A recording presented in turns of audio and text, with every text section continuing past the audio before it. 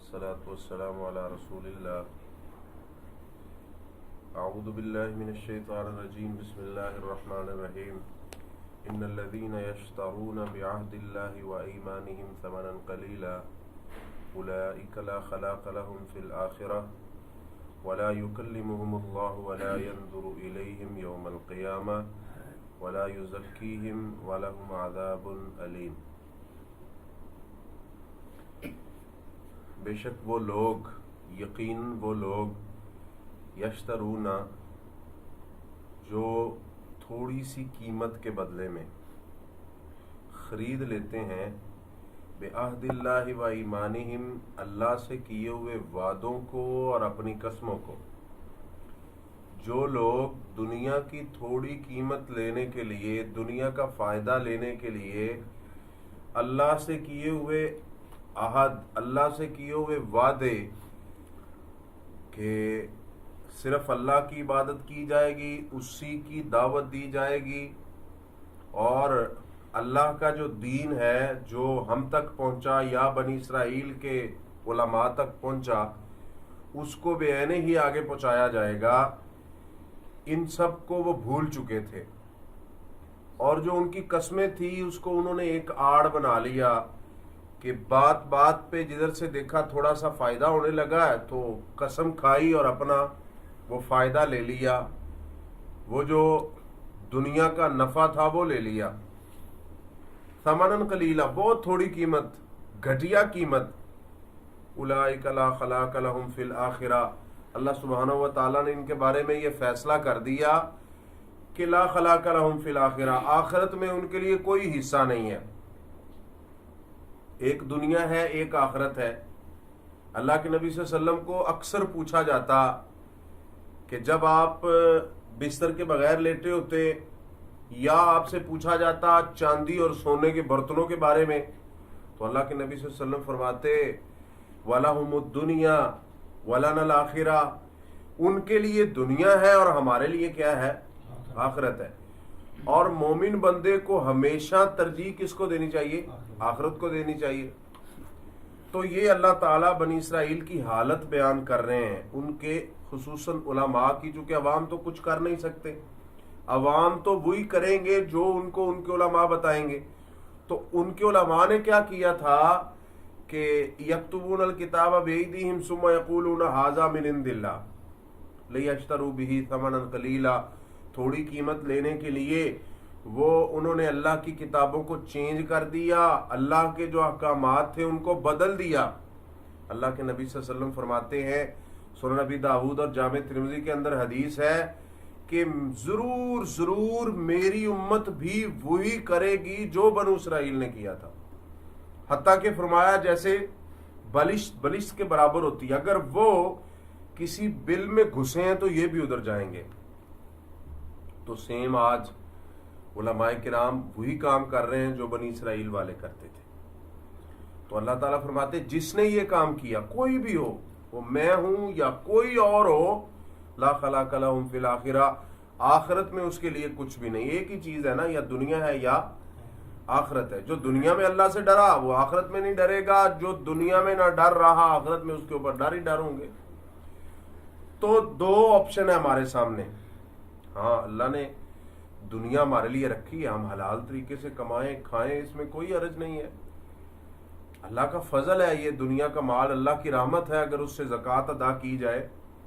لیکن ایسے لوگ جو اللہ کی کتاب، اللہ کا دین، جو اللہ کی طرف سے ہدایت آئی ہے، اس کو تھوڑی قیمت لینے کے بدلے میں وہ فروخت کر رہے ہیں، اللہ سبحانہ و تعالیٰ فرماتے ہیں لا خلاق لہم فی الآخرہ، آخرت میں ان کے لیے کوئی حصہ نہیں ہے.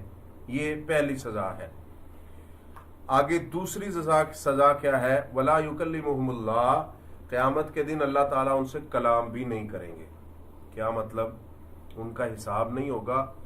وہ بیچارے حشر کی گرمی میں اور شدت میں پستے رہیں گے. آپ اندازہ لگائیں اس بات سے کہ کوئی ملزم ہو، جیل میں پکڑا ہوا ہے، ٹھیک ہے، ایک بندہ آج جیل کے اندر گیا، صبح اس کا کیس چلا اور اس سے اگلے دن وہ ضمانت کرا کے واپس آ گیا. اور ایک بندہ جیل میں گیا، اس کا کیس ہی نہیں چل رہا، اس کو سالوں ہاں سال گزر گئے، اس کا کیس ہی نہیں، کوئی کیس نہیں اس کا چلا رہا، اس کو پتہ ہی نہیں ہے میں نے کب باہر جانا ہے، کیا میرے اوپر جرم ہوں گے، کیا صورتحال ہوگی، وہ جیل کی چکی میں اور ادھر جتنی سزائیں ہیں ان میں وہ پس رہا ہے، تو وہ کتنا بد نصیب بندہ ہے۔ تو دوسری سزا یہ ہے کہ اللہ ان سے کلام نہیں کریں گے۔ آگے تیسری، وَلَا يَنظُرُ إِلَيْهِمْ، اللہ ان کی طرف نظر رحمت سے دیکھیں گے بھی نہیں۔ کتنی بڑی سزا ہے۔ چوتھی قیامت کے دن، وَلَا يُزَكِّيهِمْ، اور اللہ انہیں گناہوں سے پاک بھی نہیں کریں گے۔ یہ 4 سزائیں ہو گئی۔ وَلَهُمْ عَذَابٌ عَلِيمٌ، اور ان کے لیے دردناک عذاب ہے۔ عذاب علیم اسے کہتے ہیں کہ جس کی سختی کا بندے کو اندازہ نہ ہو سکے۔ آپ کسی کو تھپڑ ماریں گے نا، اس کی آواز آئے گی، آپ کو اندازہ ہو جائے گا کہ اس کو کتنا درد ہوا ہوگا۔ بندہ اندازہ لگا لیتا ہے نا۔ اگر اس کو کرنٹ لگائیں تو پھر، یا چھری کے ساتھ اس کو کاٹے تو کیا اندازہ ہوگا کہ اس کو کتنی تکلیف ہو رہی ہے۔ دردناک عذاب، جو سب سے سخت ترین عذاب ہے۔ یہ 5 سزائیں ہیں ان لوگوں کے لیے جنہوں نے اللہ کے دین کو دنیا کے لیے بیچا، دنیا کی دولت کے لیے بیچا۔ آگے اللہ سبحانہ و تعالیٰ فرماتے ہیں وَإِن مِّنْهُمْ، اور ان میں سے، اہل کتاب میں سے، لَفَرِيقًا، ایسے بھی گروہ ہیں، ایسے بھی لوگ ہیں، یلوون السنتہم، جو مروڑ کر بات کرتے ہیں اپنی زبانوں سے۔ ان کے سامنے انجیل رکھی جائے، تورات رکھی جائے، اور لوگ سننے کے لیے آئے ہوئے ہیں کہ یہ تورات سے کیا بیان کر رہے ہیں، تو وہ مروڑ کے بیان کرتے ہیں تاکہ لوگوں کو صحیح مفہوم اور صحیح مطلب کی سمجھ نہ آ جائے۔ کیوں ایسے کر رہے ہیں؟ تاکہ وہ کتاب اللہ کو چھپائیں اور اپنی طرف سے لوگوں کو کچھ بتا سکے، ٹھیک ہے، یا اس میں تعویل کرتے ہیں۔ اللہ سبحانہ و تعالیٰ فرماتے ہیں لِتَحْسَبُوهُ مِنَ الْكِتَابِ، تاکہ تم اسے سمجھو جو کتاب میں ہے، وما ہوا من الکتاب، لیکن وہ کتاب میں سے نہیں ہے۔ ان کا جو مربی ہے، جو دین بتانے والا ہے، وہ کیا کر رہا ہے؟ کتاب پڑھ رہا ہے۔ اب اس کو زبان کا لہجہ چینج کر کے، اس کو الٹ کر کے پڑھ رہا ہے تاکہ لوگ سمجھیں کہ جو یہ پڑھ رہا ہے نا، یہ کدھر سے پڑھ رہا ہے؟ کتاب سے پڑھ رہا ہے۔ جیسے میں کوئی آیت، کوئی حدیث پڑھوں، پھر اس کی تعویل کر دوں، غلط مطلب، آپ نے تو سمجھنا کہ یہ تو صحیح ہے اور واقعتا نہیں یہ شریعت ہے ہمارے لیے۔ اسی لیے پیچھے سورہ آل عمران کے شروع میں اللہ سبحانہ و تعالیٰ نے بتایا تھا کہ قرآن میں منہ آیات محکمات ہن ام الکتاب، میں نے اس میں محکمات آیات نازل کی جو بالکل واضح ہیں، اور وہی اصل کتاب ہے، اس کے اوپر عمل کرو۔ اور کچھ مشتبہات ہیں جو واضح نہیں ہیں، اس کا مطلب کیا ہے؟ تو جو لوگ فتنے باز ہوتے ہیں، جو شریر شرارتی ہوتے ہیں، وہ جو مشتبہات ہیں ان کو لے کے، جو واضح ہیں ان کو چھوڑ دیا، جو مشتبہات ہیں ان کو لے کے لوگوں کے پاس جاتے ہیں، کس لیے؟ تاکہ ان کو بہکا سکیں۔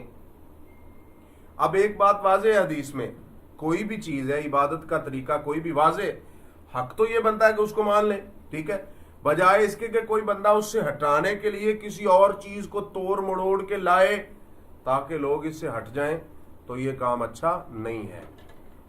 وہ کیوں ایسے کرتے تھے کہ لوگ سمجھیں یہ کتاب اللہ سے پڑھ رہا ہے۔ فَيَقُولُونَ، اور وہ کہتے تھے ہوا من عند اللہ، وہ کہتے تھے جو کچھ ہم تم کو بتا رہے ہیں نا، جو شریعت ہم تم کو بتا رہے ہیں، یہ اللہ ہی کی تو ہے۔